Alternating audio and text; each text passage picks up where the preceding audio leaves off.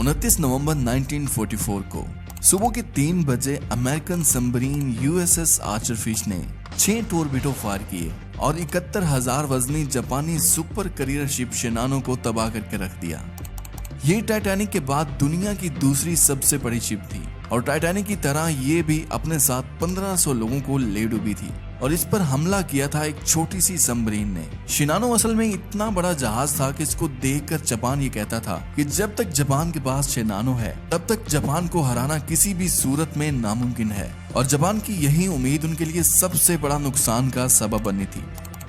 आज हम बात करेंगे जापान की एक ऐसी पावरफुल बैटलशिप के बारे में जिसके बारे में जापान ये सोचता था कि इसको तबाह करना नामुमकिन है, फिर आखिर कैसे यूएसएस की एक छोटी सी सबमरीन ने इसको तबाह कर दिया। आंसू टीवी की एक और वीडियो में आप सबका खुशामदीद। अगर आप आंसू टीवी की वीडियो पहली दफा देख रहे हैं तो वीडियो को लाइक करके चैनल को सब्सक्राइब कर दें। ये कहानी शुरू होती है जब जापान और अमेरिका अपनी पूरी ताकत से वर्ल्ड वार 2 में पैसिफिक ओशन में लड़ रहा होता है, ये जाने हुए भी कि जापान की नेवी अमेरिका जैसी प्रोफेशनल नेवी का मुकाबला नहीं कर सकती, क्योंकि अमेरिकन नेवी के पास उस वक्त जापान के मुकाबले में बहुत ही ज्यादा एडवांस बैटलशिप्स मौजूद थीं, जिनका हमला रोकने के लिए भी जापान के पास इतनी सारी शिप्स नहीं थी और रोजाना जापान की शिप्स किसी न किसी हमले में डूब रही थी। इसलिए जापान ने पहले ही सोच लिया था कि वो कोई छोटी शिप नहीं बनाएगा बल्कि एक ऐसी बड़ी शिप बनाएगा और उसको इतना ज्यादा पावरफुल और एडवांस बनाएगा कि दूर से ही देखने पर लोगों के दिलों में एक अजीब सा डर और खौफ पैदा होगा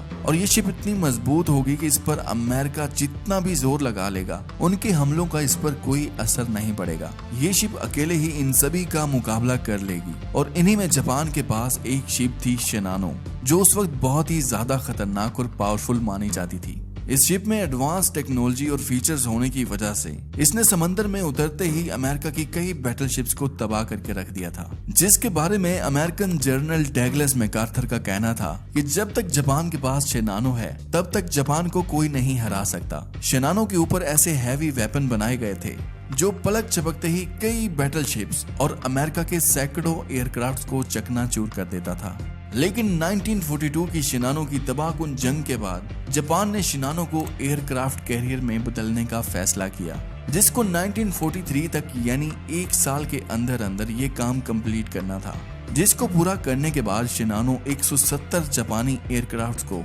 अपने ऊपर जगह देगा, यानी शिनानो एक तैरता हुआ हवाई जहाज का अड्डा बन जाएगा। यानी ये शिप किसी भी तरह अपने टारगेट तक 170 एयरक्राफ्ट को पहुंचाएगी और ये एक ऐसा ताकतवर डिजाइन था जिसके लिए जापानी नेवी बहुत ज्यादा एक्साइटेड थी, क्योंकि 1944 तक इसे हर तरह से जंग में कूदने के लिए तैयार करना था और जैसे जैसे ये डेट करीब आती गई जापान के लिए खतरा और भी बढ़ता गया। अमेरिकन एयरक्राफ्ट जापान के मरियाना लैंड पर कब्जा करने के लिए आ गए थे और अमेरिकन नेवी जापान पर हमला करने के लिए बिल्कुल तैयार खड़ी थी और दूसरी तरफ जापान की नेवी को बस इस चीज की घबराहट हो रही थी कि अगर अमेरिकन नेवी ने शिनानो को देख लिया तो वो इसे एयरक्राफ्ट कैरियर में तब्दील होने से पहले ही तबाह कर देंगे और इस तरह जापान को एक बहुत भारी नुकसान उठाना पड़ सकता है। इसलिए इन्होंने शिनानो को एक ऐसी जगह ले जाने का प्लान बनाया जहां वो अमेरिका की नजरों से बच सके, क्योंकि शिनानो बहुत ही ज्यादा बड़ी शिप थी। ये शिप लगभग 872 फीट लंबी थी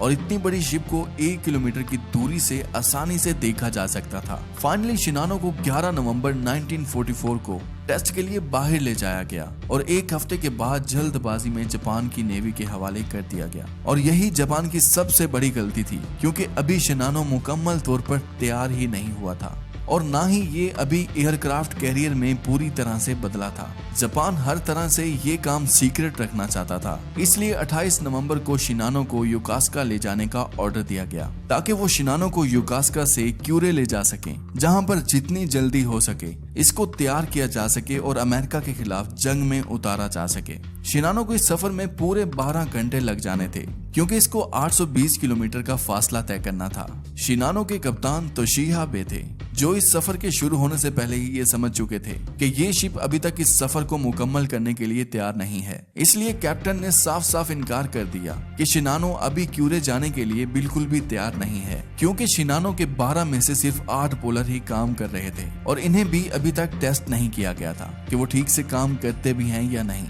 कैप्टन की बात को इग्नोर करते हुए शिनानो को जबरदस्ती क्यूरे ले जाने का ऑर्डर दे दिया गया और इस तरह शिनानो 28 नवंबर 1944 को अपने पहले सफर पर रवाना होने के लिए तैयार हो जाता है। शिनानो की हिफाजत करने के लिए उसके साथ ही 3 और बैटलशिप्स भी भेजी जाती हैं, जो शिनानो से 1 किलोमीटर आगे पीछे और सामने तैर रही होती हैं। जहाज में 2500 से ज्यादा अफराद होते हैं, जिनमें से 300 सिविलियन ऑफिसर भी शामिल थे, जो जहाज के अंदर होने वाली चीजों को मेंटेन कर रहे थे। कैप्टन आबे को ये ऑर्डर दिया गया था कि शिनानो को रात के वक्त ही यहाँ से निकाला जाए, क्योंकि दिन में कोई भी इसको देख सकता है और इस पर हमला कर सकता है। इस तरह रात होते ही जहाज को यहाँ से रवाना कर दिया गया और टोक्यो खलीज तक जहाज को कोई खतरा महसूस नहीं हुआ। लेकिन तभी वहाँ से American submarine USS Archer fish गुजर रही थी। रात के 8:50 पर सबमरीन के रेडार पर 22 किलोमीटर दूर एक सिग्नल मिला और ये सिग्नल इतनी तेजी से आ रहा था कि जोसेफ को पता चल चुका था कि ये शिनानो का ही सिग्नल है। इसलिए जोसेफ ने अकेले ही शिनानो का पीछा करना शुरू कर दिया। इस तरह कैप्टन आबे को भी ये मालूम हो चुका था कि हमारे आसपास कोई सबमरीन मौजूद है, लेकिन कैप्टन ने ये सोचकर इस बात को इग्नोर कर दिया कि आखिर हमारी इतनी बड़ी शिप को इस छोटी सी सबमरीन से भला क्या खतरा हो सकता है। रात को 10:45 पर शिनानो के साथ जो 3 बैटल शिप्स उसकी हिफाजत के लिए आई थी, वो शिनानो से कहीं दूर चली जाती हैं और कैप्टन आबे इन्हें जल्दी ही अपनी पोजीशन में आने का ऑर्डर देते हैं, क्योंकि अब कैप्टन आबे को भी ये लग रहा था कि शायद अभी कुछ बुरा होने वाला है। और इसी डर में कैप्टन आबे ने शिनानो की स्पीड बिना सोचे समझे तेज कर दी और इससे हुआ ये कि जो सबमरीन उनको टारगेट कर रही थी वो काफी पीछे रह गई थी। और इसी तरह 11:30 पर सबमरीन इतनी ज्यादा पीछे रह गई थी कि शिनानो उसके रेडार की रेंज से भी काफी दूर चला गया था, मगर फिर भी सबमरीन उसी डायरेक्शन पर तैरती रही जिस डायरेक्शन पर शिनानो के आखिरी सिग्नल मिले थे। 11:40 पर ओवर स्पीड होने की वजह से शिनानो के इंजन में कोई खराबी आ गई थी